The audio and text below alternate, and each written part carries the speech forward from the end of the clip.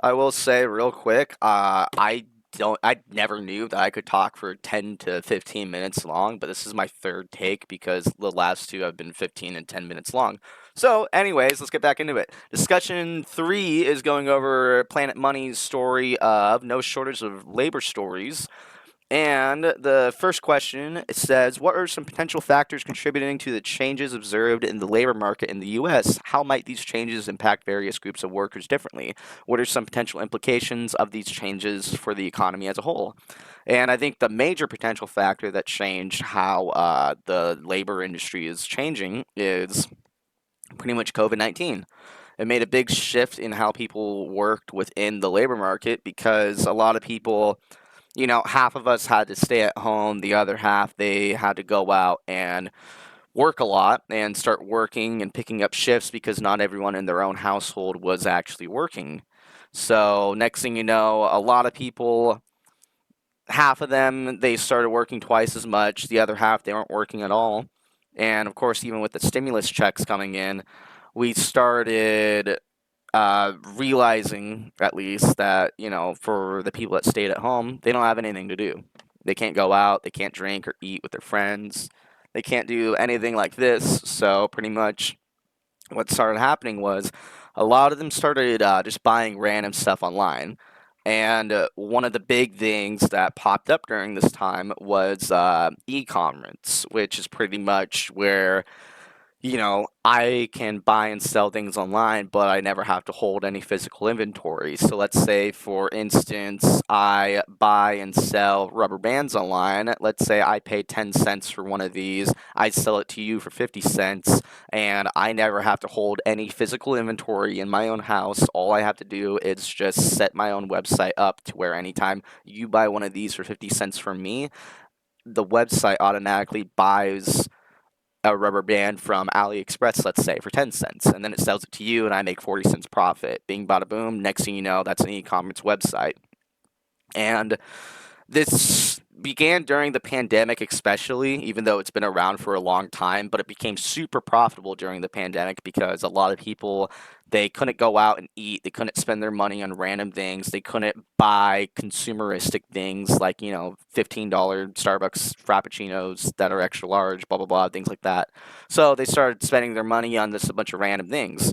And so this was really good for people that did e-commerce, but when it came to the time where their 9 to 5 jobs are calling them back up saying, hey, lockdown's over, you can come back to work now, a lot of the people that were into e-commerce, they decided, hey boss, I make $15 an hour working for you from 9 to 5 every single day, and I can make 2 grand in just 2 hours working by myself. So kaput, they quit their jobs and then they never went back.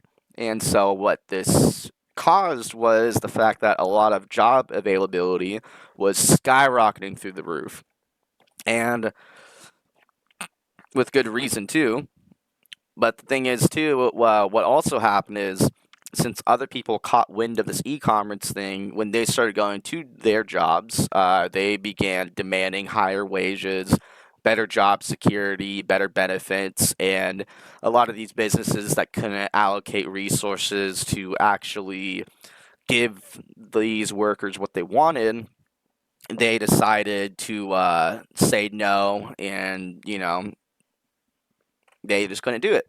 So the job availability started going up, but also to the demand for better benefits, pay, and wages just overall for these jobs, they started going up too. So a lot of people, they had a lot of availability to hire people. They just didn't want to hire anyone because they didn't really have the resources to. And how this is going to affect the U.S. economy over the next 5 to 10 years is, I believe that the middle class market, lower class, middle class, high class, I believe middle class hasn't existed in years. And I believe with this incentive of e-commerce coming up, it's going to add in a lot of demands for changes for lower class minimum wage paying jobs to start becoming the new face of what used to be middle class. So wages are going to have to wages are going to have to rise, job security is going to have to rise, and I think the economic trends that this is going to produce is, a lot of changes in the low class market. In the low class job market, I think people aren't going to want to work for these low wages and work 80 hours a week. I think one of the risks it's going to bring up is definitely some kind of economic crash potentially, especially with a lot of these jobs either needing to pay their employees more or switching over to AI and robotics, or pretty much turning McDonald's into a robotic assembly line. I think the money it's going to cost to do these things, either one of the two outcomes, I think it's going to cost a lot, and a lot of these businesses will potentially go under. And, that's just one specific example, but I'm just going to keep the ball rolling because somehow I can talk a lot.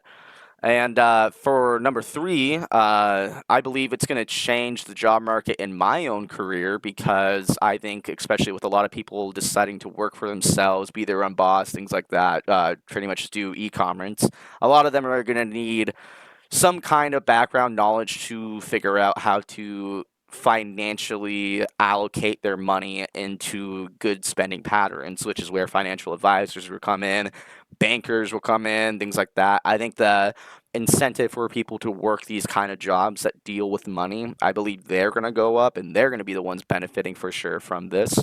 And I think it's, the potential trade off of that one is job security, stability, pay, and other factors. I believe that for financial advisors and bankers is going to go through the roof. But the thing is, I believe competition for those jobs is going to go through the roof too, just like how every single biologist butts heads to be the best biologist so they get paid the most. It's going to be the same thing with bankers and financial advisors. And I think these changes kind of intersect with broader social and economic trends because we're going to start seeing the change from low class being turned into middle class, or we're just going to have to reestablish high class and low class because, middle class just isn't really a thing anymore. Everyone say hi to my dog. But yeah, and I think since people are going to have a lot more money to spend, they're going to start definitely putting a lot more money towards companies that deal with technology and globalization, things like that, like Tesla.